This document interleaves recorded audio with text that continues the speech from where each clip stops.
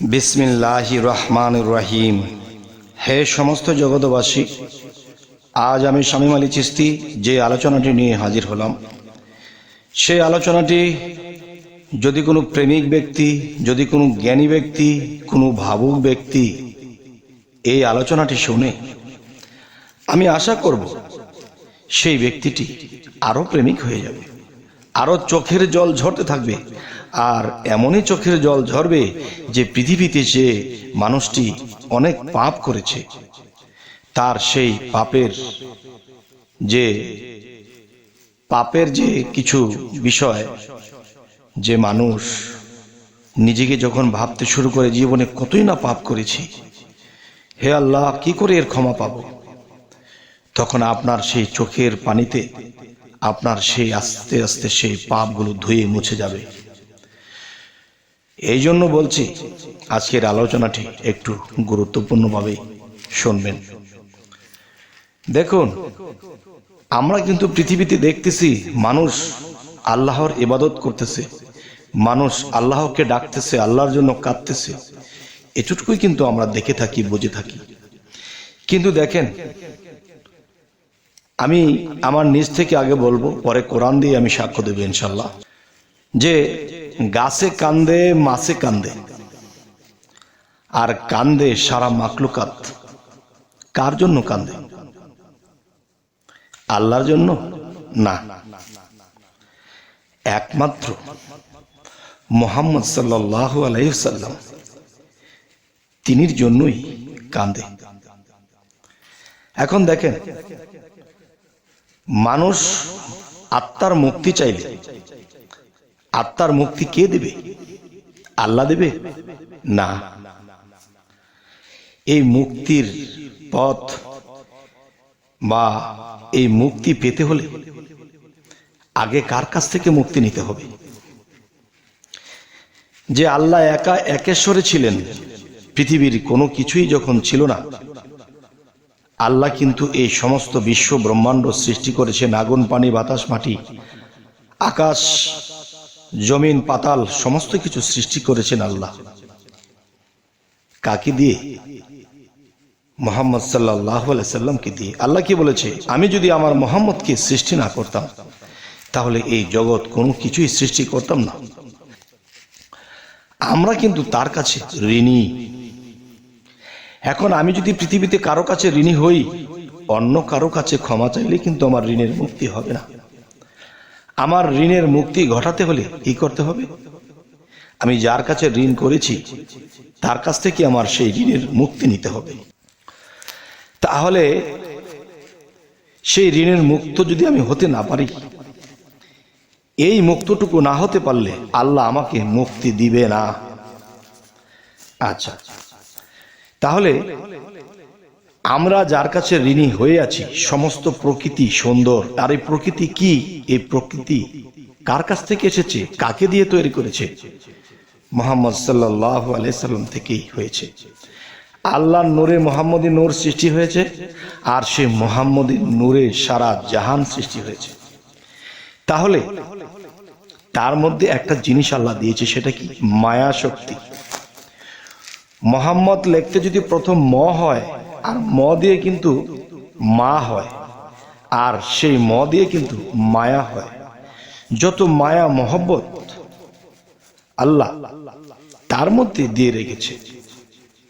তাই তো প্রমাণ করে দিলেন, পৃথিবীতে তিনি আসার আগেও উম্মতি করে কেঁদেছে, আসার পরেও যতদিন তিনি দেহ নিয়ে বেঁচে ছিলেন, ততদিন উম্মতি হাবলি, উম্মতি করে কেঁদেছেন। কারণ আল্লাহর যে মায়া শক্তি ছিল, সেটা কিন্তু মুহাম্মদের মধ্যে চলে এলো।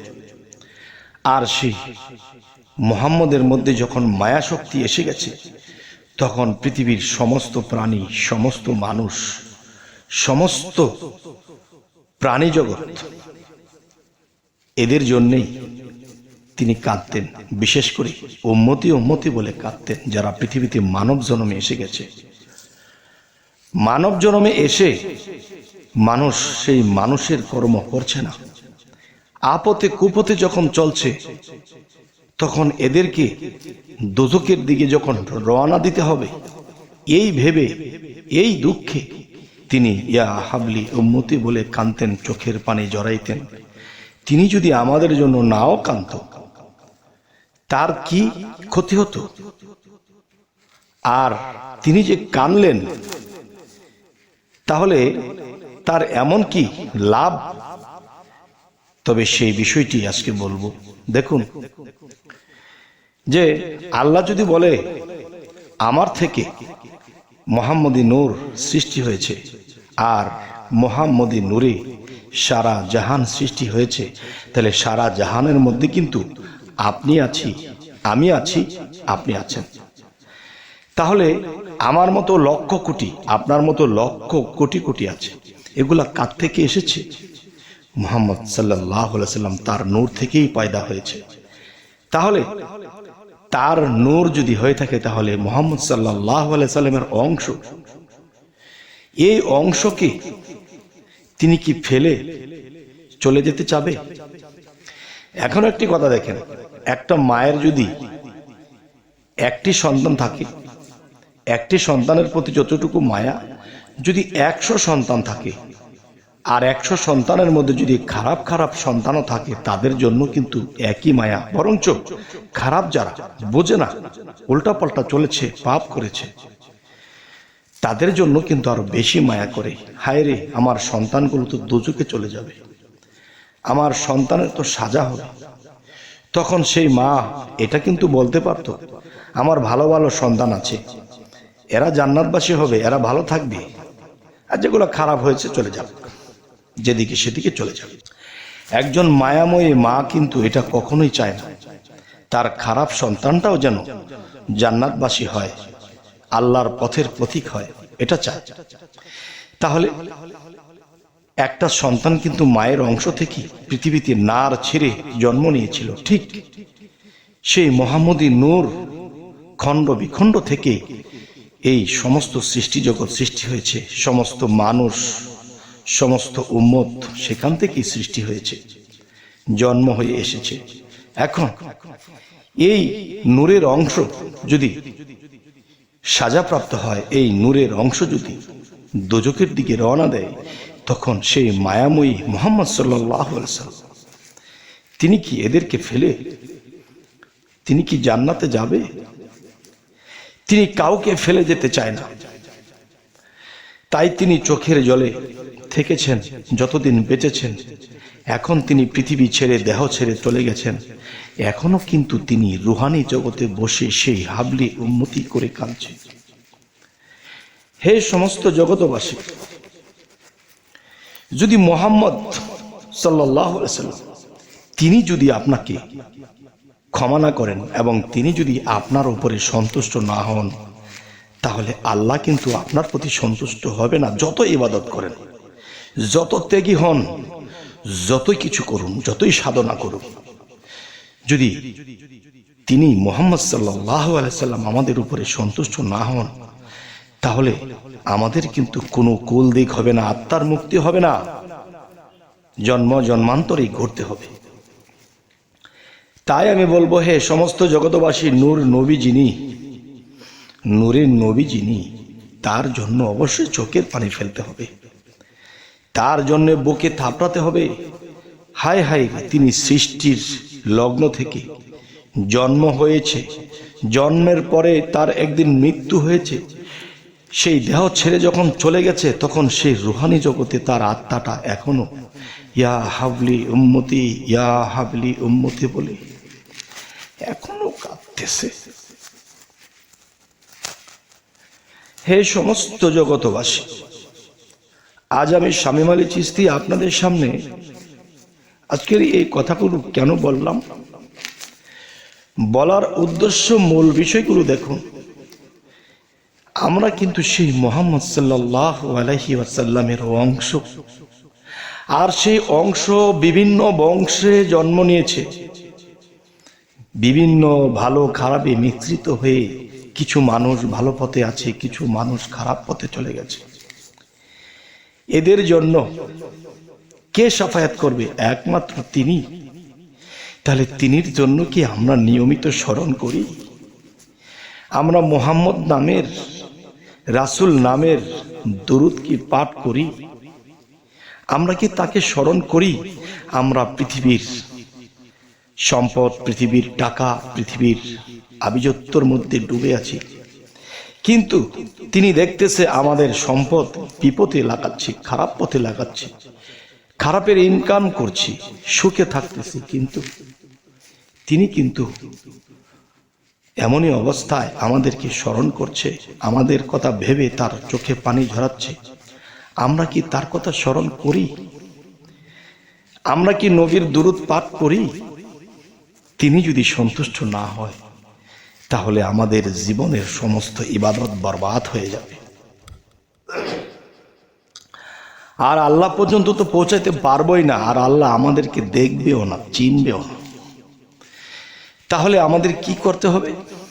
আল্লাহর ইবাদতের পাশাপাশি আমরা অবশ্যই হযরত মুহাম্মদ সাল্লাল্লাহু আলাইহি সাল্লাম, যিনি রাসূল, তাকে আমরা সর্বসময়ই স্মরণ করতে হবে, ভালোবাসতে হবে, আমাদের চোখের পানি ঝরাতে হবে। তখনই আমরা একজন পবিত্র মানুষ হতে পারবো। যখন আপনি মুহাম্মদ সাল্লাল্লাহু আলাইহি সাল্লামের দুরূদ পাঠ করবেন, আর তখনই দেখবেন আপনার শরীরটা যখন লোমগুলো শিহরিয়ে উঠছে, তখনই বুঝবেন যে হ্যাঁ, আপনার এই আকুতি মিনতি সেই রাসূল পর্যন্ত পৌঁছাইতেছে, আর রাসূল পর্যন্ত যদি পৌঁছে যায় তাহলে আল্লাহ পর্যন্ত পৌঁছে যাচ্ছে।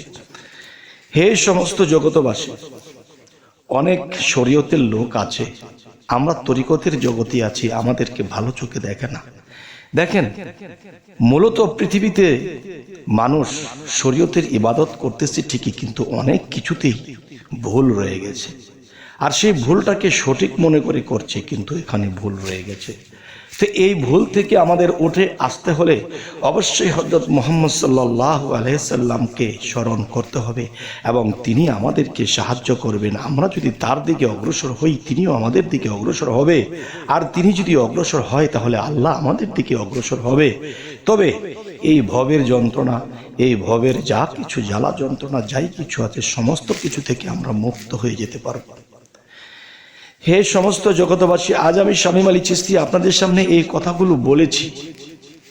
বলার মূল উদ্দেশ্যই হলো যে আবু হুরায়রাকে দিয়ে প্রমাণ করা হয়েছিল তিনি আল্লাহর ইবাদত করেছে, কোনো ইবাদতই কাজ হয়নি। তবে আল্লাহ যখন মুহাম্মদ সাল্লাল্লাহু আলাইহি সাল্লামকে জানালেন, আপনার এই উম্মত, আপনার এই সাহাবা যে ইবাদত করেছে তার একটা ইবাদতও আমি নেইনি, কেননা যে সে আমাকে সন্তুষ্ট করতে পারেনি। তখন নবী যখন বলেছে আমি আবু হুরায়রার উপরে সন্তুষ্ট আছি, তখন আল্লাহ বলল কি, যে আপনি যদি সন্তুষ্ট হন তাহলে আমিও সন্তুষ্ট। সুবহানাল্লাহ। তাহলে রাসূলের খুশিতেই আল্লাহ খুশি। তাই বলবো কি, আমি আমার মাকে যদি আঘাত করি, আমার পিতা কিন্তু আমাকে ভালোবাসবে না, বরঞ্চ তিনি আমাকে দূর করে দেবে। ঠিক আল্লাহর দোস্ত যিনি, তাকে যদি আমরা ভালোবাসি তাহলে আল্লাহ খুশি। যদি তাকে আঘাত করি তাহলে আল্লাহ আমাদেরকে জাহান্নামের রাস্তা ধরিয়ে দেবে। তবে আজকে এই পর্যন্ত আলোচনাটি রাখলাম, এবং কথা হলো আমাদের এই চ্যানেলটিকে সাবস্ক্রাইব করে নেবেন, পাশেই যেন আমাকে পান, আপনাদেরকে আমি পাই, এবং ফেসবুক হলে অবশ্যই ফলো করে রাখবেন, যাতে করে পরবর্তীতে আবার সাক্ষাৎ হয়। তো সকলে ভালো থাকবেন। আল্লাহ হাফিজ।